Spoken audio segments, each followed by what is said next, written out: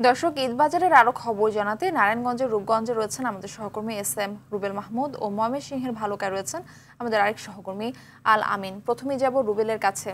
রুবেল, ঈদ কেনাকাটা কতটা জমে উঠেছে? বাজারে কোন পোশাকের চাহিদা সবচেয়ে বেশি জানাবেন?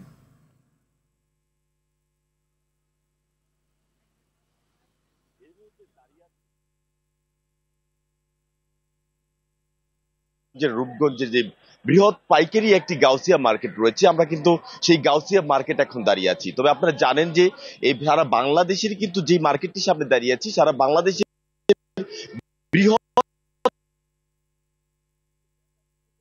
তাদের জমে উঠেছে এবং এখানে কিন্তু আমি আপনাদেরকে একটু দেখাতে চাই। এখানে যে প্রচুর কিন্তু কাস্টমাররা যারা ক্রেতারা রয়েছেন তারা কিন্তু পুরো মার্কেট ব্যাপী কিন্তু তারা বিভিন্ন দোকান দোকান দোকান ঘুরছেন এবং দোকানে ঘুরে কিন্তু তারা বিভিন্ন ভাবে কিন্তু তারা দামাদামি করছেন এবং কিনে নিয়ে যাচ্ছেন।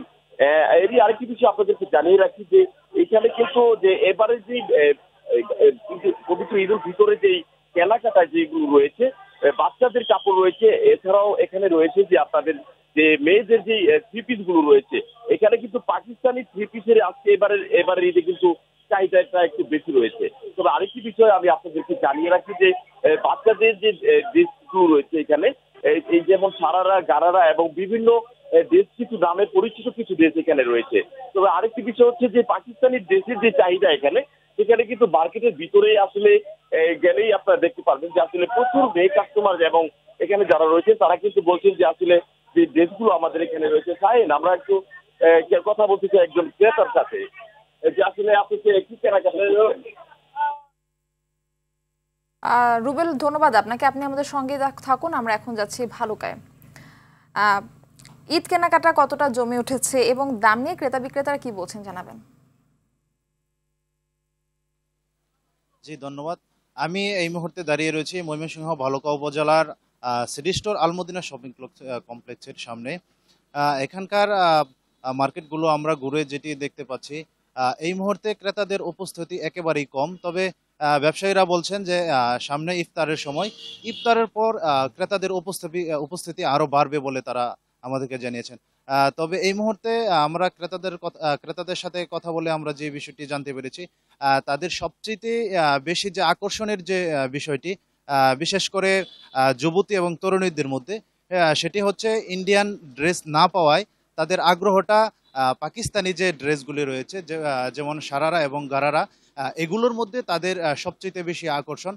তবে দাম নিয়ে ক্রেতাদের সবসময় যে অভিযোগটি থাকে, দামের যে বেশির যে বিষয়টা, সেটি আমাদেরকে অনেক ক্রেতারাই জানিয়েছেন যে আহ, জিনিসের তুলনায় বা পোশাকের তুলনায় দামটা একটু বেশি।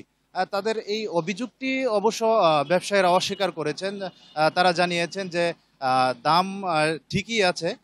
কিছু বিশেষ করে যে নতুন যে ডিজাইনের যে পোশাকগুলি এই মার্কেটে আনা হয়েছে, যেরকম সারারা এবং গারারা, এগুলো বাংলাদেশি যে গ্রাহকরা রয়েছে তারা হয়তো এটা নির্দিষ্ট যে দামটি, সেই দামটি তারা আগে থেকে জানতেন না, এই জন্য তাদের কাছে হয়তো কিছুটা দাম বেশি মনে হয়েছে।